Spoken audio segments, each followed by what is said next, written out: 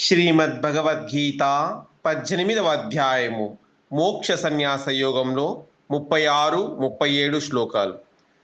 సుఖం త్విధానీం త్రివిధం శృణు మే భరతర్షభా అభ్యాసాద్రమతే యత్ర దుఃఖాంతం చ నిగశ్చతి న్యత్తదగ్రే విషమివ పరిణామే అమృతోపం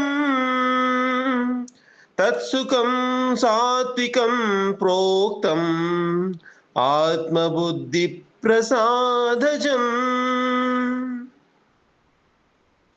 ఓ భరత శ్రేష్ఠ, 3 విధాలకు సుఖములను గూర్చి నేను చెప్పెదను వినుము.